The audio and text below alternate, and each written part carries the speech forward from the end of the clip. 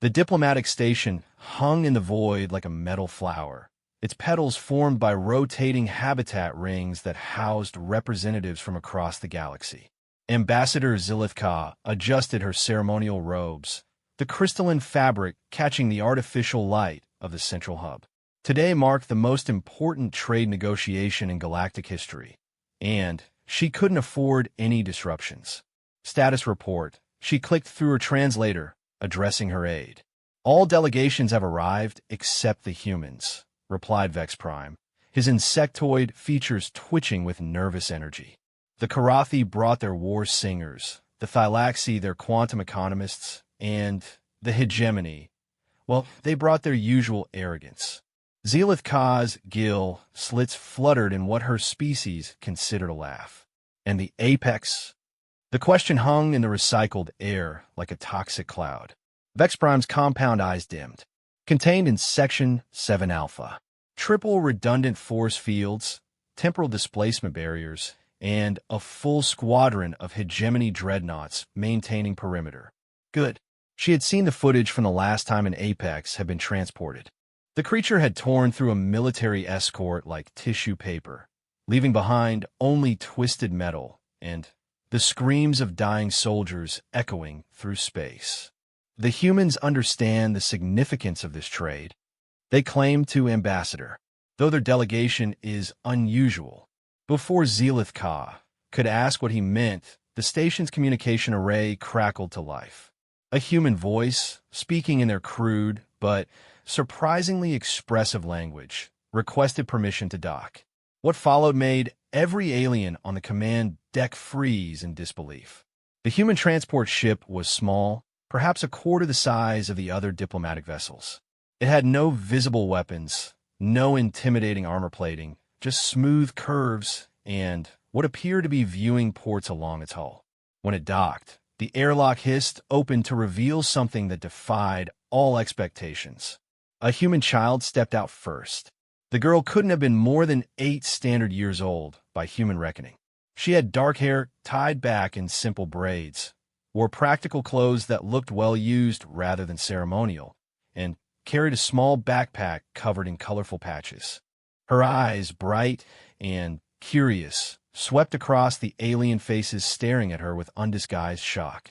Behind her came 2 adults, presumably her parents, and an elderly human with kind eyes and calloused hands who moved with the careful deliberation of someone carrying precious cargo. They seemed remarkably calm for beings who had just brought a child to one of the most dangerous locations in known space. "Greetings," said the woman who appeared to be the child's mother. "I am Dr. Sarah Chun, xenobiologist. This is my husband, Dr. Marcus Chun, and our daughter Emma. The gentleman with us is Dr. Heinrich Vogel, our leading expert in interspecies communication." Zelithka found her voice after several awkward moments. "Dr. Chun, while we welcome diplomatic families, surely you understand the dangers present here. We have an apex in containment. The risk dash is precisely why Emma is here," Dr. Chun interrupted gently. "We've read your reports, Ambassador. 12 attempts to establish communication with the apex. 12 failures resulting in casualties. Traditional diplomatic and military approaches have proven ineffective. So you brought a child?" Vex Prime's translator crackled with disbelief. Emma stepped forward, and something in her demeanor made the assembled aliens fall silent.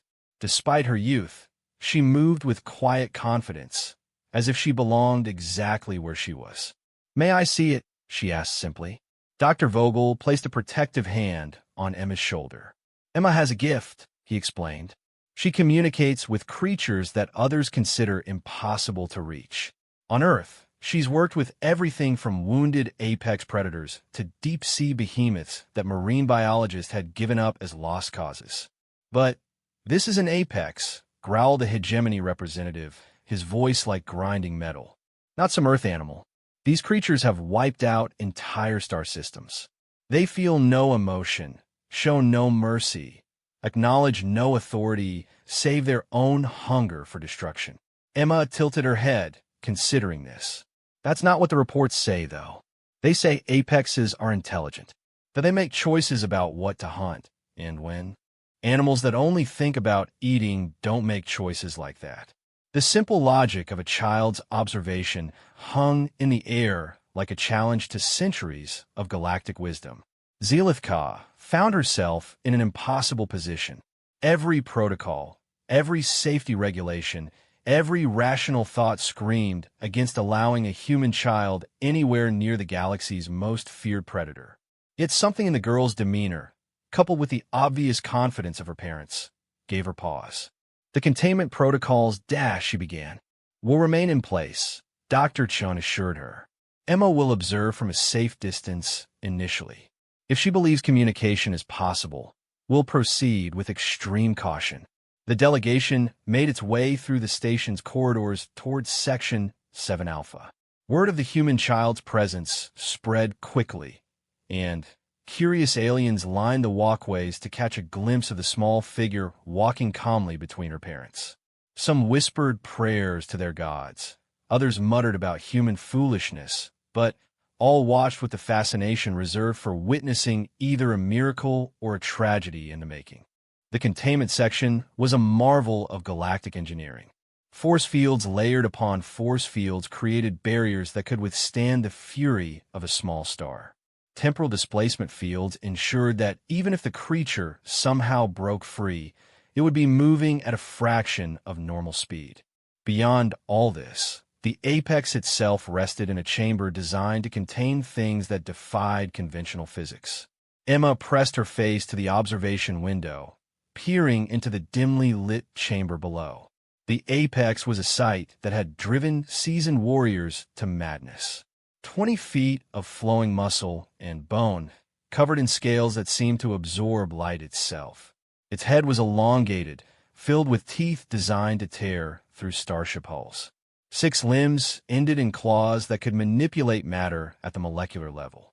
When it moved, space itself seemed to bend around it. Most terrifying of all were its eyes, ancient, intelligent, and filled with what every observer described as infinite malice. Emma studied the creature for several minutes while the adults whispered nervously behind her. The apex had noticed her presence, its great head turned toward the observation deck, and those terrible eyes fixed on the small human child. "It's scared," Emma said finally. The declaration sent shocked murmurs through the watching aliens. Ambassador Zelithka stepped forward. "Child, that creature has destroyed 12 colonies. It has killed millions. It does not experience fear." Emma turned from the window, her young face serious. "Everything gets scared when it's trapped, even scary things." She looked back at the apex, which continued to watch her with unblinking attention. "It's just scared for a really long time, so the scared turned into angry." Dr. Vogel knelt beside Emma. "Are you certain, little one?" Emma nodded gravely. "It's like the wolf we found in the trap back home. Remember? It tried to bite everyone who came near because the trap hurt, and it couldn't understand why no one would help. But when I sat quietly and just talked to it, it calmed down." Her mother finished softly. A hegemony security chief stepped forward, his armor gleaming under the harsh lights. "This is insanity. Apexes are not wounded animals. They are forces of destruction given form. This child cannot possibly dash." His words were cut short as alarms began blaring throughout the containment section. Emergency lights bathed everything in hellish red as automated systems announced a containment breach in sections 5 through 9. "What's happening?" Zelitka demanded. A technician's voice crackled over the communication system. "Ambassador, we have multiple breaches. Something is systematically dismantling our security systems. Outer perimeter forces are not responding." Through the observation windows, they could see the apex becoming increasingly agitated. Its massive form paced the confines of its cell, and low-frequency sounds that registered more as vibrations and audio emerged from its throat. "It knows," Emma said quietly, her small hand pressed against the transparent steel. "Something's coming, and it knows." Before anyone could ask what she meant, the lights went out. Emergency power kicked in seconds later, but Those few moments of absolute darkness had changed everything. When vision returned, they found themselves staring not at one apex, but at three. Somehow, impossibly, two more of the creatures had materialized in the containment areas adjacent to the first. Panic erupted among the diplomatic staff. Aliens began fleeing toward escape pods, while security forces struggled to implement emergency protocols that had never been designed for multiple apex containment failures. In the chaos, only Emma remained calm. She watched the three creatures, noting how they moved in relation to each other, how their agitation seemed to increase whenever the security forces activated new containment measures. "They're not trying to escape," she announced, her clear voice cutting through the pandemonium. Dr. Chung grabbed her daughter's shoulders. "Emma, we need to leave. Now." "No, Mom, look." Emma pointed to the containment chambers. "They could break out if they wanted to. They're strong enough. But they're not trying to break out. They're trying to protect each other." As if responding to her words, the three apexes pressed against the walls of their cells closest to each other. Their terrible voices rose in harmonies that seemed to vibrate through the station's very structure. "It's a pod." Emma breathed in wonder. "They're a family." Ambassador Zelithka stared at the child in disbelief. "That's impossible. Apexes are solitary hunters. They don't form social bonds." "But what if we're wrong?" Dr. Vogel said quietly. "What if our entire understanding has been based on observing traumatized, isolated individuals?" The station shuddered as something massive impacted the outer hull. Through the viewports, they could see shapes moving in the darkness of space. More apexes, circling the station like sharks around wounded prey. "They've come for their family," Emma said with the absolute certainty that only children possess. "And they're scared we're going to hurt them." Security Chief Thraxmore activated his combat armor's external speakers. "All personnel to escape pods immediately. This station is lost." "No," Emma said firmly, stepping away from her parents. "I can talk to them." "Absolutely not," her father said. "Emma, these aren't Earth animals." "They're dash scared," she finished. "And angry because everyone's scared of them, so no one ever tried to just talk." She walked toward the chamber controls, her small fingers hovering over buttons that could drop the containment fields. "Emma, don't," her mother pleaded. The girl looked back at the adults, alien and human alike, all staring at her with terror and desperation in their eyes. Then she looked at the three massive creatures behind their barriers, creatures that could destroy this entire station, but were instead calling out to their family in the darkness of space. "Trust me," she said simply, and pressed the button. The force fields flickered and died. For a moment that stretched into eternity, nothing happened. The three apexes stood in their now open chambers, no longer contained but making no move toward their captors. Then, slowly, carefully, the largest of the three stepped forward. Emma walked to meet it, every weapon on the station trained on the approaching creature as the small human child stepped into what should have been her death. The apex towered over her, its massive head lowering until those ancient, terrible eyes were level with her young face. "I'm sorry you were scared," Emma said softly. "I'm sorry no one understood." The creature's great head tilted, and something impossible happened. It began to purr. The sound was deep and resonant, a vibration that seemed to emanate from the creature's very core. The other two apexes joined in, creating a harmony that transformed the terror of moments before into something approaching peace. Emma reached out slowly, placing her small hand on the creature's massive snout. The apex's eyes closed, and for the first time in recorded galactic history, one of the universe's most feared predators submitted to the gentle touch of a being it could have destroyed without effort. "Hello," Emma whispered. "My name is Emma. What's yours?" The purring intensified, and somehow, impossibly, images began forming in Emma's mind. Not words, but concepts, emotions, memories. She saw vast, empty spaces between stars, felt the loneliness of creatures built for the void who had nowhere to call home. She experienced the confusion and terror of being hunted by beings they had never tried to harm, the desperation of parents separated from their young. "Oh," Emma breathed, tears streaming down her face. "Oh, you poor things. You've been alone so long." Behind her, the assembled aliens watched in stunned silence as the small human child continued her impossible conversation with the galaxy's apex predators. Some began to understand that everything they thought they knew about these creatures might be wrong. In space around the station, the circling apexes had stopped their attack patterns. They now moved in slow, graceful arcs, no longer sharks but dancers, waiting to see if their family would finally be free. Emma turned back to the watching crowd, her face bright with wonder and possibility. "They want to go home," she announced. "But they don't remember where home is. They've been searching for so long they forgot." Ambassador Zelithka found herself stepping forward, drawn by something in the child's voice. "And where is home?" Emma looked up at the massive creature beside her, then back at the assembled diplomats. "Wherever their family is, just like us." The first human child to bond with an apex had spoken, and the galaxy would never be the same. The conference room aboard the diplomatic station had been hastily reconfigured to accommodate beings that no architect had ever imagined would sit at a negotiation table. The three apexes rested along one wall, their massive forms somehow managing to appear non-threatening despite their obvious power.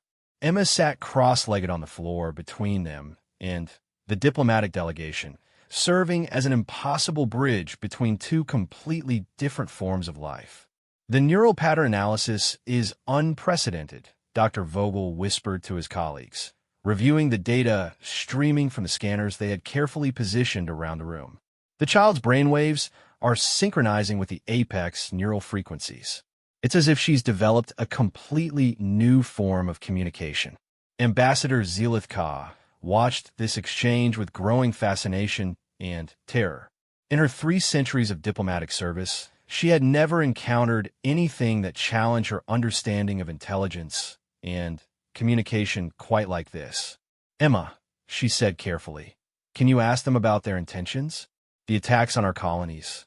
Emma turned to the largest apex, the one she had first touched. Through their strange connection, she could sense its name, or rather, its identity. Names as humans understood them didn't exist for these beings. Instead, they carried complex emotional signatures that told the story of who they were. This one carried the weight of leadership, protection, and profound loss. "She says her name translates roughly to Keeper of the Lost," Emma explained. "And the attacks, they weren't attacks." The room fell silent. Security Chief Thraxmore's armor systems clicked as they recalibrated, unable to process this information. "Not attacks. Child, these creatures destroyed entire cities."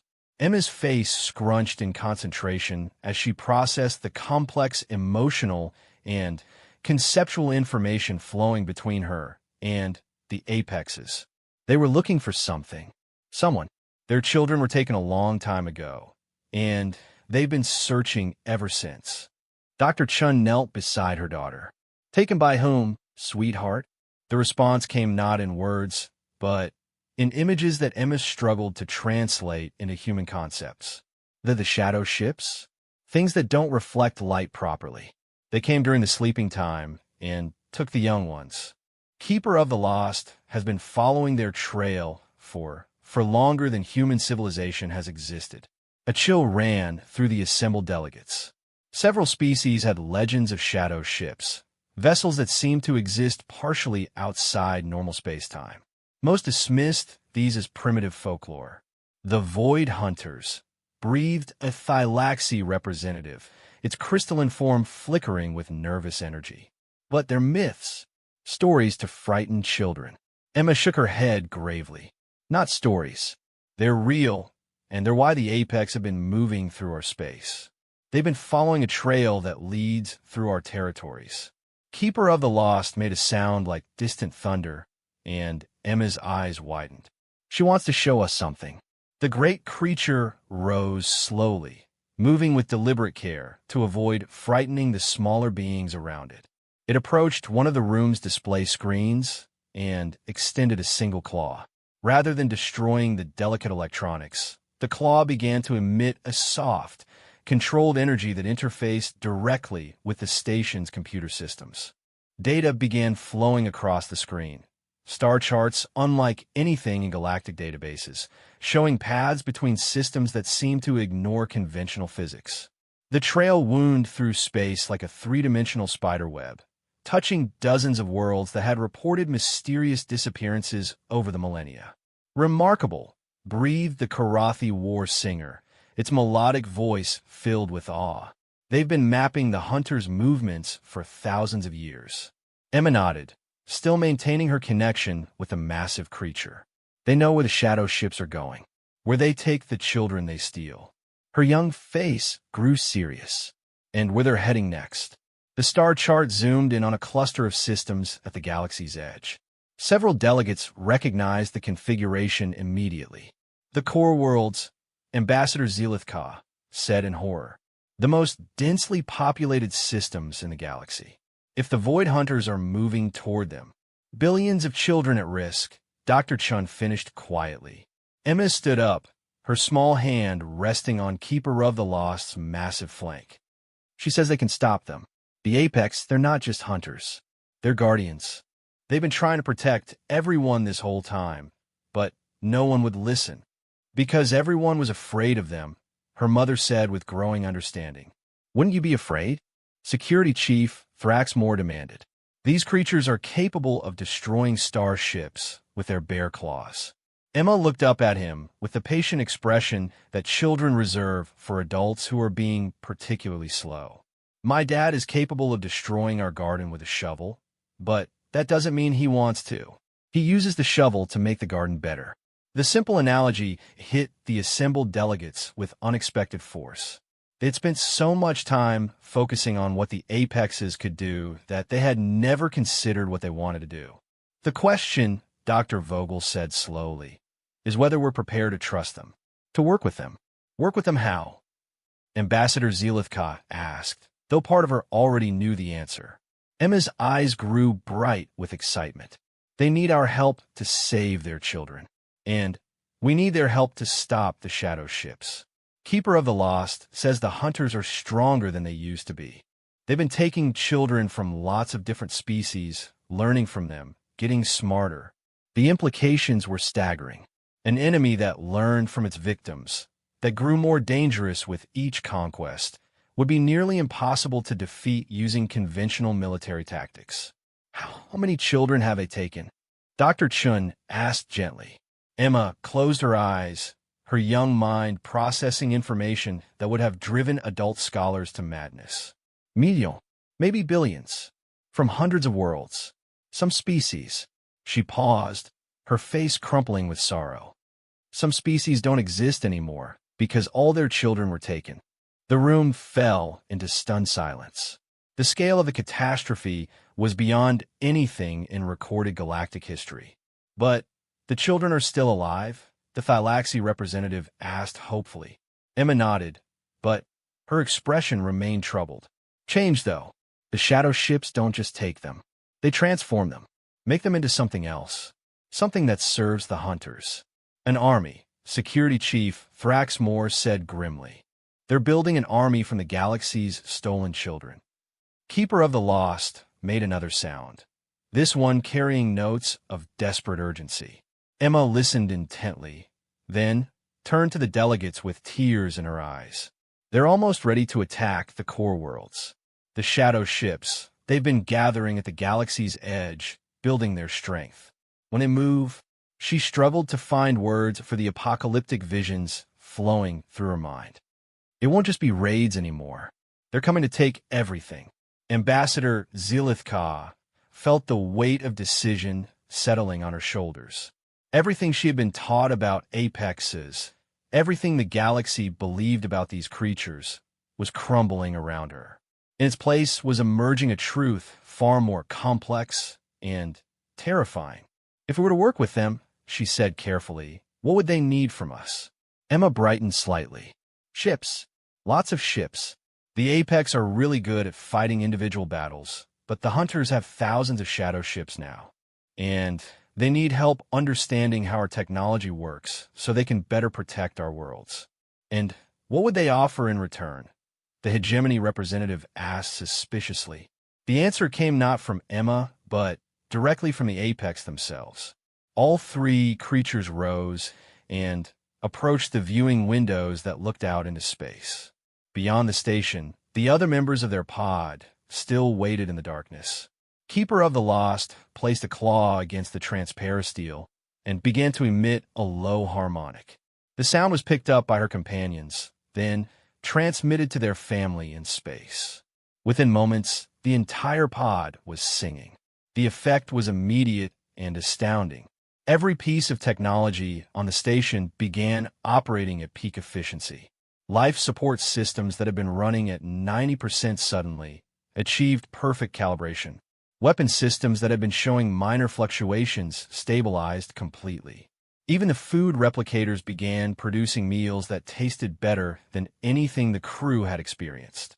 They can interface directly with our technology, Dr. Vogel said in wonder, studying his readings. Their bioelectromagnetic fields are harmonizing with our systems, optimizing them at the quantum level. A partnership, Emma said with satisfaction.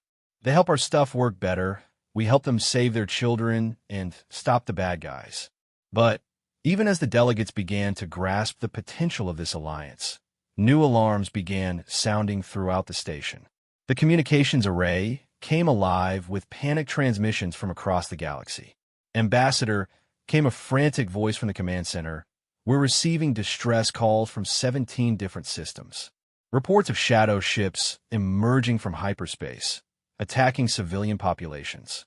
Emma gasped, her connection with the Apex immediately conveying their distress. They're starting early.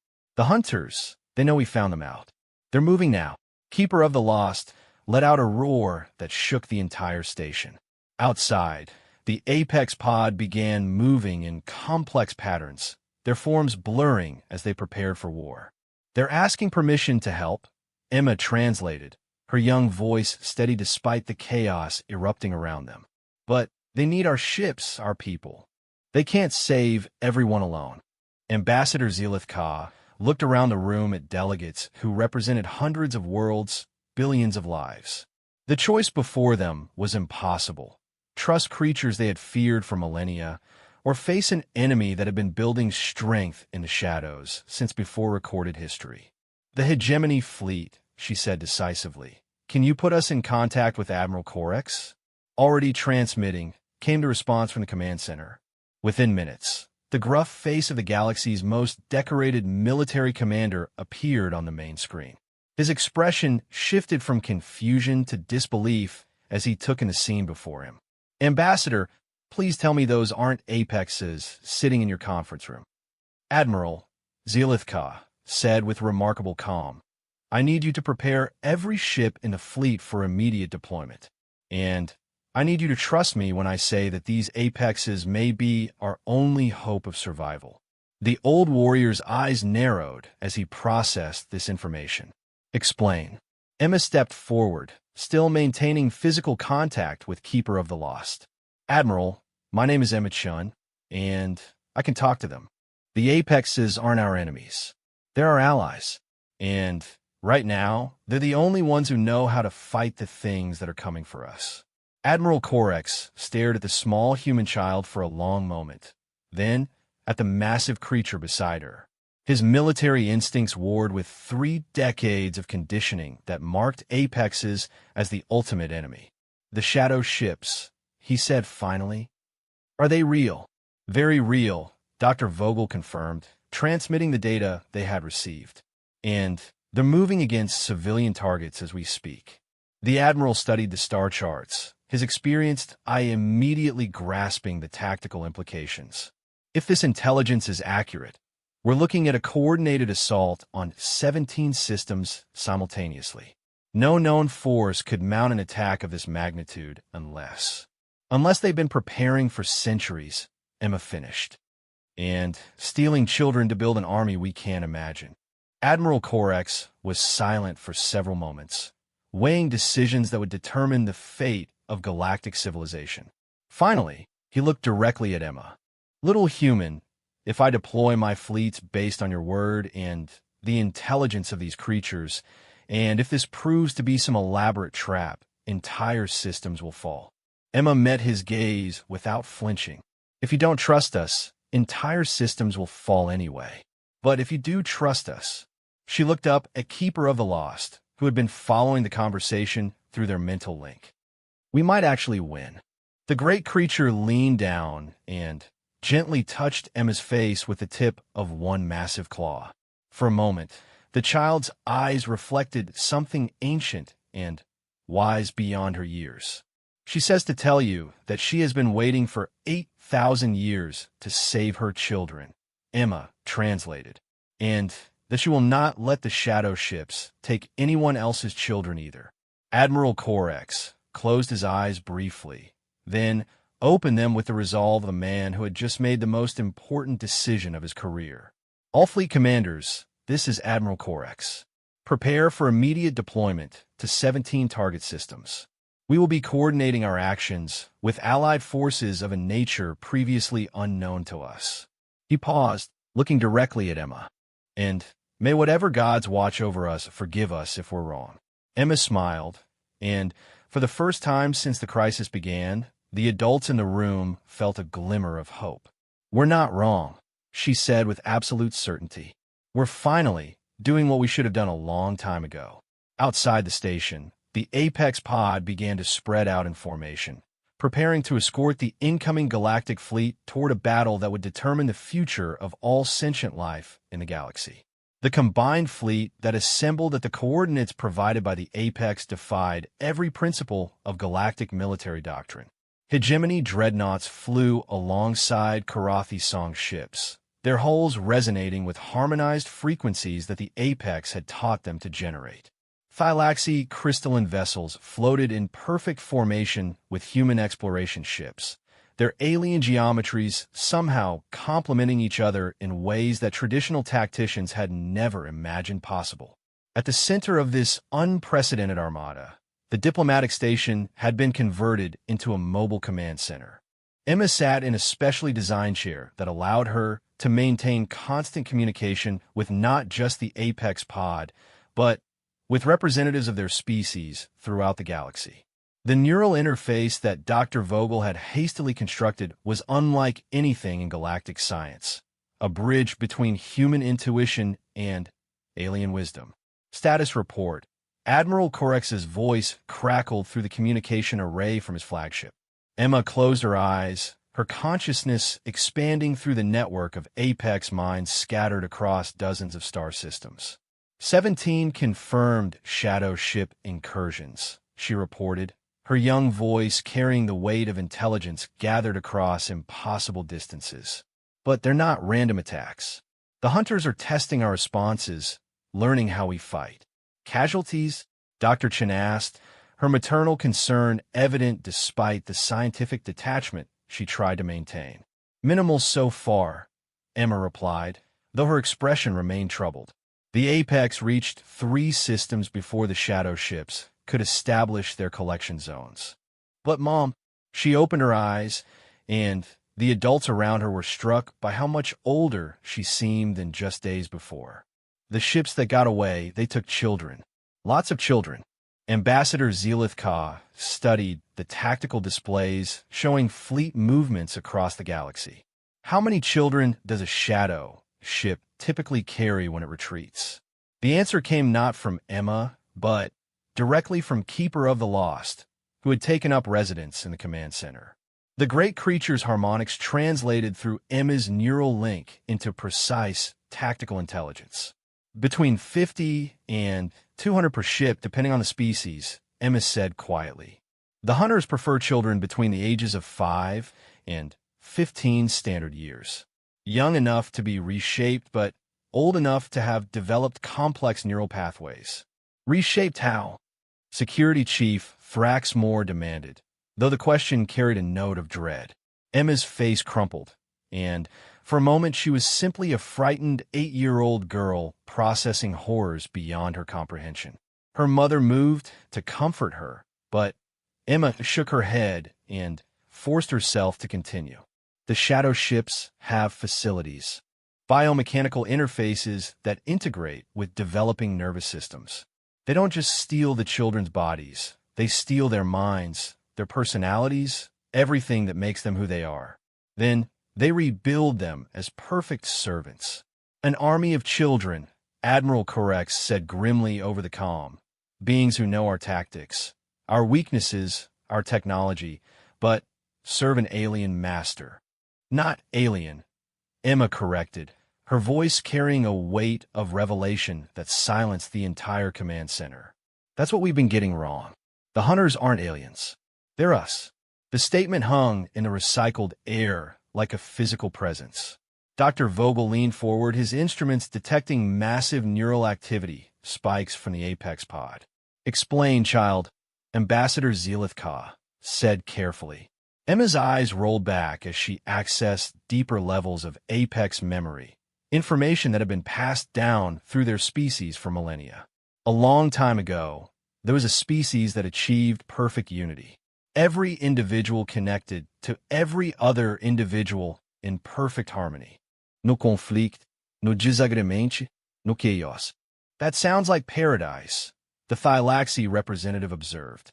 It sounds like hell, Emma countered with disturbing certainty. No growth, no change, no individual thought or creativity. They became perfect and perfectly empty, so they decided to fix themselves by adding new minds to their collective. Young minds that could still think in new ways. They started taking children, Dr. Chen realized with horror. Emma nodded, at first just from their own species. But when they ran out of their own children, they started taking them from other species, always promising the children would be returned better than before. And, technically, they were telling the truth. How so? Admiral Corex asked. Because the children they returned weren't really children anymore. They were extensions of the collective consciousness, perfect servants programmed to help identify and acquire more children for conversion. Emma's voice carried a sorrow that seemed far too deep for her young years. The returned children went home and convinced their families that joining the collective was wonderful. Whole civilizations began volunteering their young, until the Apex intervened, Ambassador Zelithka guessed. Emma nodded, her hand resting on Keeper of the Lost's massive flank. The Apex were immune to the collective consciousness because their minds work differently. They think in harmonics rather than linear thoughts, so the hunters couldn't integrate them properly. When they realized what was happening, they tried to stop it. The first Apex-human war, Dr. Vogel breathed. But the historical records show the Apex as aggressors, because the only witnesses were the converted children and their families, Emma explained. The hunters had already spread through dozens of civilizations by then. When the Apex tried to warn people or rescue children, they appeared to be attacking innocent families. The tactical implications were staggering. For thousands of years, galactic civilization had been defending itself against its own guardians while the real enemy worked in shadows, building strength and converting entire generations of children into willing servants. How many? Security Chief Thraxmore asked quietly. Emma closed her eyes again, accessing the vast database of loss that the Apex had compiled over millennia. Thousands of species, maybe millions of worlds. The collective has been growing for so long that it's not really individual hunters anymore. It's become something bigger, a meta-organism that spans entire galaxies. Alarms suddenly blared throughout the command center.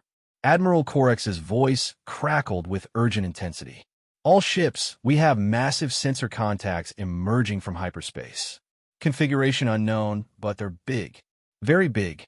Through the viewports, space itself seemed to twist and darken. What emerged defied conventional understanding of physics. Ships that appeared to be constructed from crystallized shadow, their forms shifting and flowing like living darkness given substance. Emma gasped, her neural connection with the apex pod suddenly flooding with primal terror. They found us. The hunters, they're here. How many? Ambassador Zelitka demanded. Not ships, Emma said, her voice barely a whisper. Ship. Singular. It's... She struggled to find words for what the apex were showing her. It's the size of a small moon, and it's full of children. Millions of them.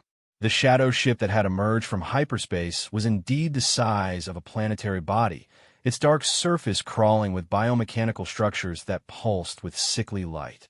As it approached, smaller craft began emerging from launch bays scattered across its hull.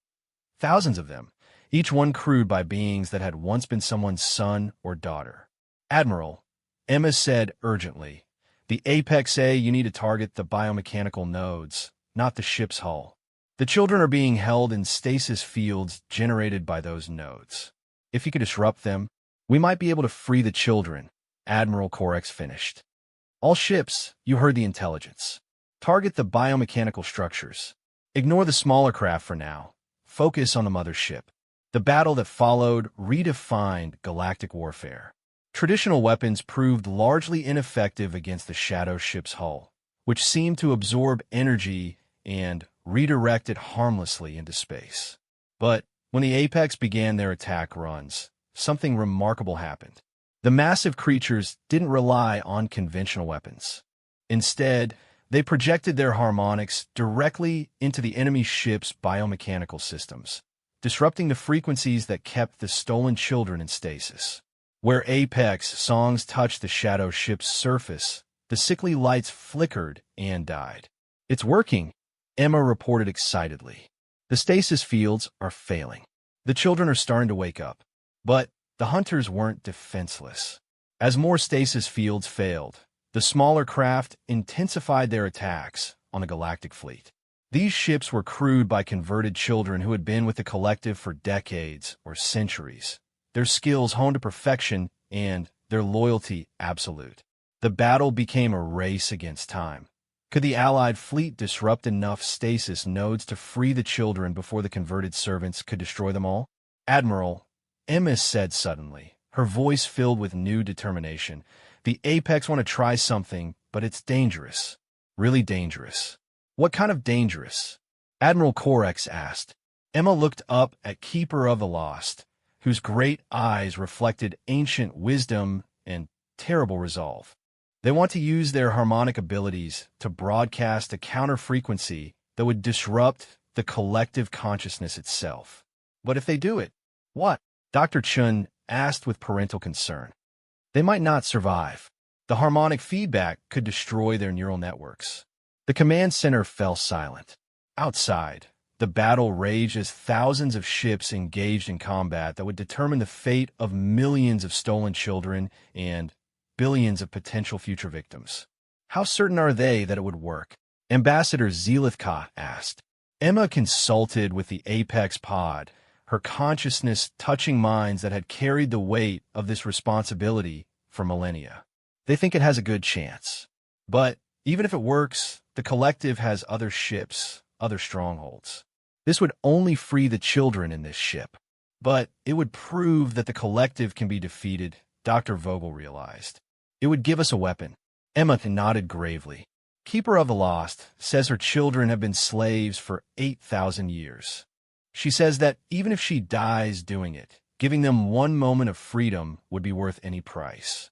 The weight of decision fell once again on beings who had never imagined they would be responsible for such choices. But before anyone could speak, Emma stood up from her chair and walked to the communications panel. Admiral, she said clearly, this is Emma Chun.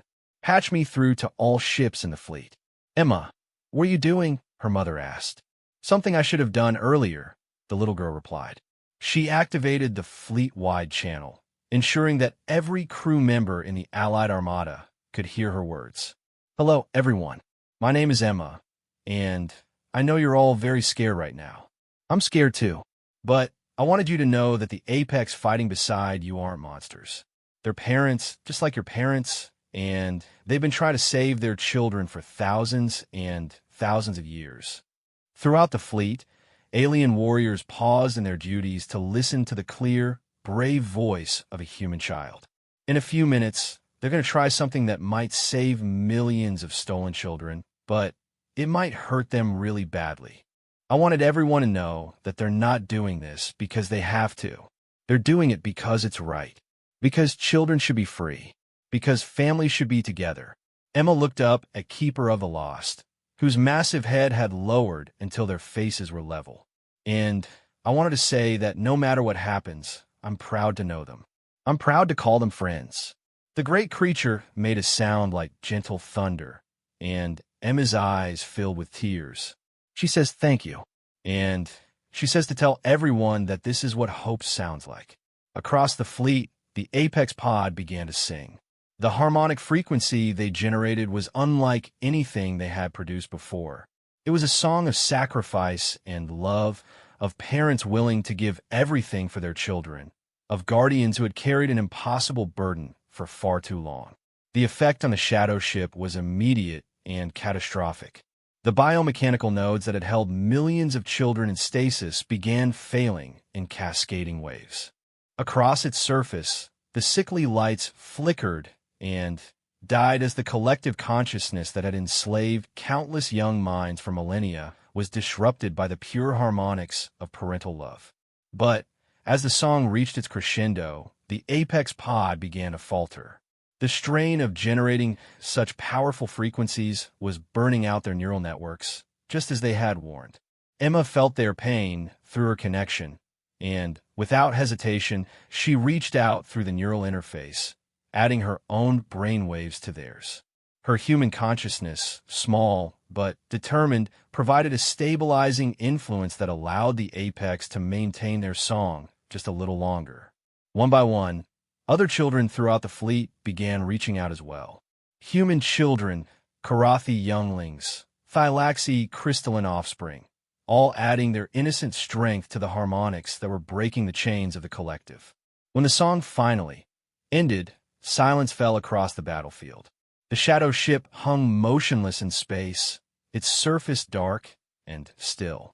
Inside, millions of children were waking up from nightmares that had lasted lifetimes, remembering their own names for the first time in decades. And throughout the Allied fleet, young voices were asking the same question in dozens of different languages. Can we help them come home? 3 months after the liberation of the first shadow ship, the galaxy had transformed in ways that no strategist or diplomat could have predicted. The massive vessel now served as a rehabilitation center, its biomechanical systems repurposed to heal rather than enslave. Where once there had been stasis chambers, gardens now flourished under artificial suns. Where conversion machinery had stolen memories and identities, therapy centers helped recovered children remember who they used to be. Emma stood in what had once been the ship's central processing core, watching as a young Thylaxi girl took her first tentative steps in over 2 centuries. The crystalline child's form flickered with confused lights as her natural bioluminescence patterns struggled to reassert themselves after decades of suppression. Slowly, Vera, Emma encouraged, using the name the girl had chosen for herself since she couldn't remember her original one. Your body needs time to remember how to be yours again. Dr. Sarah Chun observed from nearby, her tablet recording the remarkable recovery data. Neural pathway reconstruction is proceeding ahead of all projections, she noted. The combination of apex harmonic therapy and human empathic bonding is proving more effective than anything in our medical databases. The rehabilitation efforts have become the galaxy's largest cooperative endeavor. Every species contributed their unique understanding of psychology, biology, and healing arts. The Karathi provided musical therapy that helped restored children relearn emotional expression. The Hegemony's advanced medical technology repaired physical damage from biomechanical integration. Even the typically isolated Void Walkers had emerged from their dimensional fortresses to share their knowledge of mental reconstruction. But it was the partnership between human children and the Apex that proved most crucial. Emma had trained hundreds of young humans in the basic techniques of Apex communication, creating a network of child interpreters who could help both species understand the complex trauma that millennia of separation had created. Report from Sector 7, announced Dr. Vogel, entering the rehabilitation chamber with a datapad. Another collective stronghold has been located. This one appears to be specialized in technical integration. They're converting children into living computers. Emma's face darkened. Over the months of liberation efforts, they had discovered the true scope of the Hunters' operations. Different strongholds served different purposes. Some created warriors, others scholars, still others artists whose creativity was channeled into designing more effective capture techniques. Each represented thousands of years of stolen potential. How many children? Emma asked quietly. Preliminary scans suggest approximately 4 million, Dr. Vogel replied. But, Emma, these children have been integrated for so long that they may not remember they were ever individuals. The collective consciousness in this stronghold has been developing for over 10,000 years. Emma nodded gravely. Each liberation became more difficult as they reached older strongholds where the collective had had more time to fully integrate stolen minds. But she had learned something important over the months of rescue operations. No one was ever too far gone to save. I want to talk to Keeper of the Lost, she said. The massive apex had made remarkable progress in recovering from the neural damage sustained during the first liberation. Her harmonic abilities had returned stronger than ever, enhanced by the experience of successful cooperation with galactic civilization. More importantly, she had been reunited with 12 of her own children, recovered from various hunter strongholds. Emma found Keeper of the Lost in the ship's garden section, teaching a group of newly freed children how to communicate through harmonics. The sight of the galaxy's most feared predator gently instructing youngsters in the arts of peaceful communication had become common enough that it no longer drew stares from the rehabilitation staff. The new stronghold, Emma said without preamble, settling into their familiar communication posture with her hand resting on the great creature's flank. It's different, isn't it? The response came as a complex wave of harmonics that Emma had learned to interpret as apex emotional states. This one carried notes of deep concern and ancient sorrow. She says this stronghold is one of the first. Emma translated for Dr. Vogel and her mother. When the collective began expanding beyond their original species, this was one of the earliest experiments. The children there. Emma paused as more information flowed through their link. They're not just integrated with the collective. They become part of its core consciousness. What does that mean for liberation efforts? Dr. Chen asked. Emma closed her eyes, accessing deeper levels of apex memory and knowledge. It means that freeing them might destroy the collective's ability to control other strongholds. But it also means that disrupting this stronghold could kill millions of children whose consciousness has been distributed throughout the collective network. The challenge was unprecedented. How do you free minds that have been so thoroughly integrated into an alien consciousness that their individual existence has become questionable? The Apex think they have an answer, Emma continued, but it would require something that's never been attempted before. What kind of something? Dr. Vogel asked, though his expression suggested he already suspected the magnitude of what was being proposed. A galaxy-wide harmonic resonance, Emma said quietly. Every apex in known space, plus all the human children who've learned to communicate with them, plus every freed child who's recovered enough to participate. All of us singing together to create a frequency that would resonate with the original individual consciousness patterns of the integrated children. Dr. Chen set down her tablet, giving Emma her full attention. How many beings are we talking about? Emma consulted with Keeper of the Lost, their consciousness touching the vast network of apex minds scattered across the galaxy. Approximately 50,000 apex, about 2,000 human children who've trained in harmonic communication, and nearly 1 million freed children from previous liberations. Over 1 million minds working in perfect harmony, Dr. Vogel breathed. The computational requirements alone wouldn't be computational, Emma corrected. It would be emotional. We wouldn't be calculating the right frequencies. We'd be feeling them.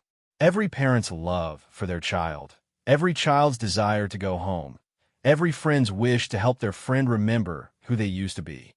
The scope of what she was proposing was staggering. A galactic chorus of over 1 million voices, coordinated across impossible distances, projecting pure emotional resonance into a collective consciousness that had spent millennia perfecting its unity. What are the risks? Dr. Chun asked with maternal concern. Emma's expression grew solemn. If it doesn't work, the collective might adapt and become immune to harmonic disruption. We'd lose our best weapon against them. And if it does work? Admiral Korex's voice came through the communication system. The old warrior had been monitoring their conversation from his flagship, which now served as the mobile command center for liberation operations. If it works, Emma said, her young voice carrying the weight of impossible hope, every collective stronghold in the galaxy might collapse simultaneously. Every stolen child might remember their own name on the same day.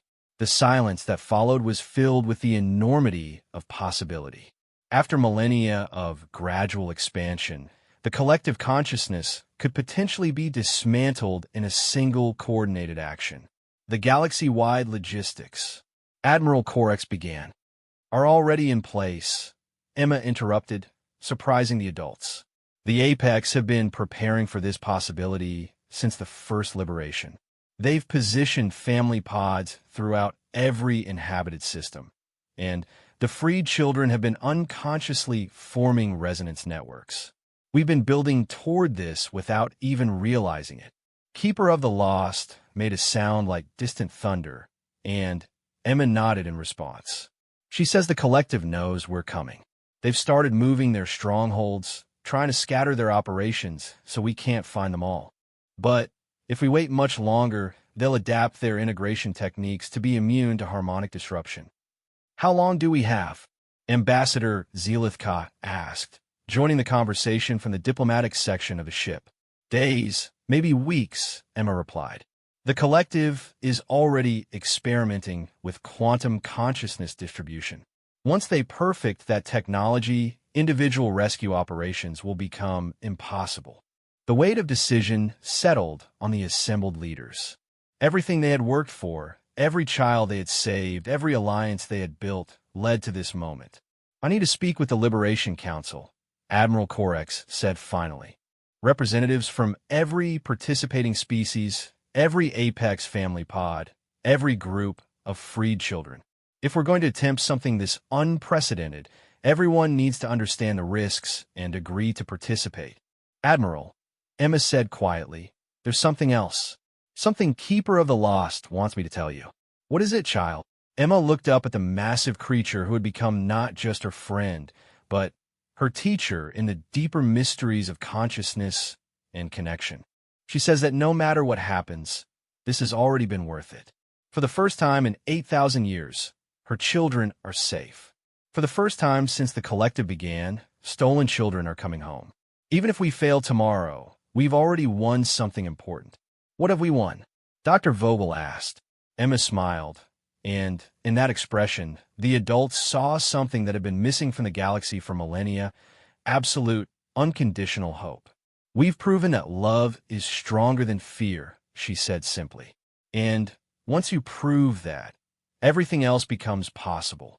The Liberation Council convened in virtual session, with representatives from 1,000 worlds participating through quantum communication arrays. The debate lasted for 72 hours, with species that had never spoken to each other arguing passionately about the ethics, logistics, and potential consequences of a galaxy-wide harmonic resonance. In the end, the decision came not from the adults, but from the children themselves. Freed youngsters from dozens of species issued a joint statement that was broadcast to every world in the galaxy. We remember being alone in the dark, forgetting our own names, losing everything that made us who we were. There are millions of children still lost in that darkness. We cannot leave them there. We will not leave them there. The Apex pods responded with harmonics that translated roughly as, "Our children are safe. Now we help all children be safe." Human children throughout the galaxy added their voices. Emma showed us how to talk to the scary things and help them not be scary anymore. Now we want to help the lost children remember how to not be lost anymore. When the vote was finally tallied, it was unanimous. Every species, every family pod, every liberation group agreed to participate in the attempt. The day of the Great Resonance dawned clear across 1,000 different worlds. In the vacuum of space, apex pods positioned themselves at precisely calculated coordinates, their massive forms creating a three-dimensional mandala that spanned the entire galaxy. On worlds throughout civilized space, children gathered in parks and stadiums, their young voices ready to add human harmony to apex resonance. Emma stood at the center of it all, aboard the converted shadow ship that had become both symbol and command center for the liberation efforts.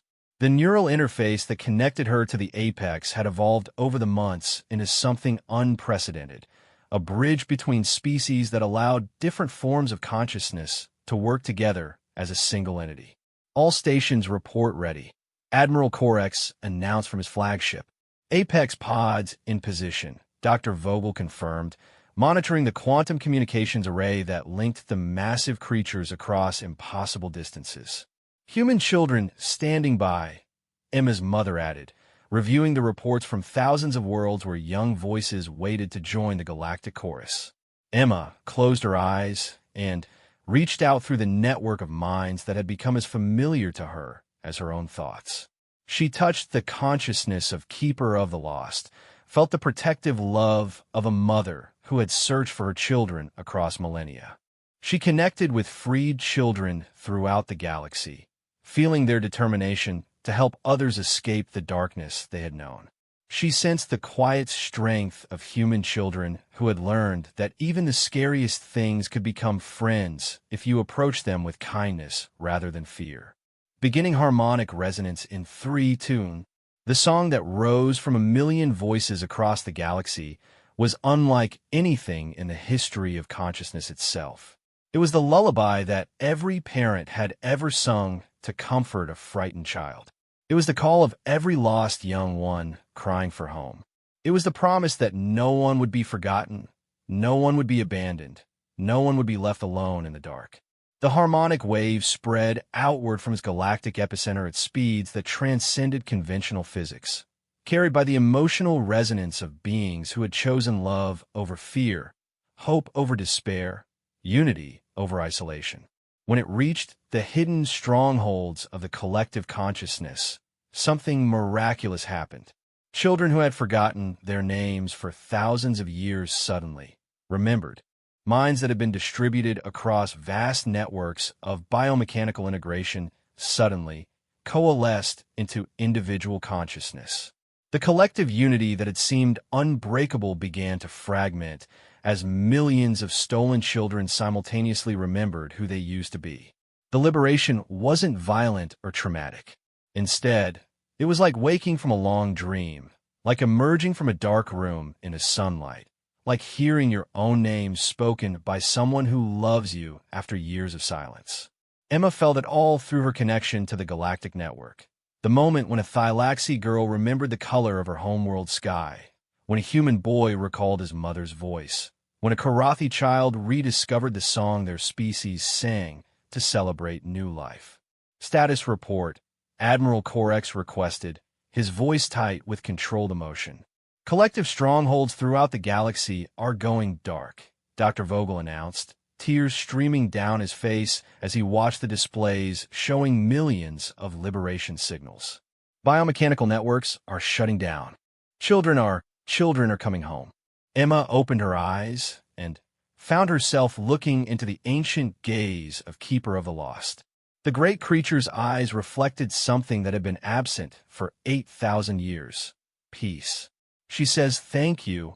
Emma translated unnecessarily, because everyone in the command center could feel the gratitude radiating from the massive being.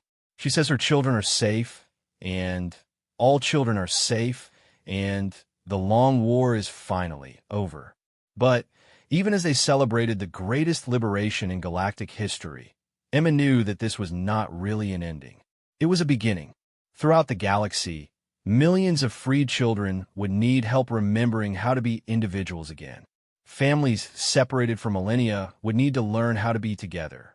The Apex, no longer burdened with their role as unrecognized guardians, would need to find new purposes in a galaxy that finally understood their true nature. And somewhere in the vast network of consciousness that had just been transformed from a tool of oppression into a symphony of freedom, new harmonies were already beginning to emerge. Harmonies that spoke of cooperation rather than conquest, of diversity rather than uniformity, of love rather than fear. Emma smiled and reached out to touch Keeper of the Lost's massive flank one more time. "What happens now?" she asked. The response came not in words, but in a vision. Children of 100 different species playing together in gardens that grew in the depths of space. Their laughter harmonizing with Apex songs that celebrated life rather than mourning loss. Families reunited across the galaxy, their tears of joy falling like rain on worlds that had been empty for too long. A universe where the scariest things had become the gentlest teachers, and where no child would ever again forget their own name. "Now," Emma said, translating the vision into words that everyone could understand, "we teach everyone else what we learned. That love is always stronger than fear. And that when you're brave enough to talk to the scary things, you sometimes discover they're not scary at all. They're just lonely and waiting for someone to understand." The great resonance ended, but its echoes would continue for generations. Across the galaxy, children were coming home, and the universe itself was learning how to sing a song of hope that would never fade into silence. And in the garden sections of a converted shadow ship, where flowers bloomed in soil watered by the tears of liberation, a small human girl and the galaxy's gentlest apex predator sat together in comfortable silence, watching the stars and dreaming of all the wonders that peace would make possible.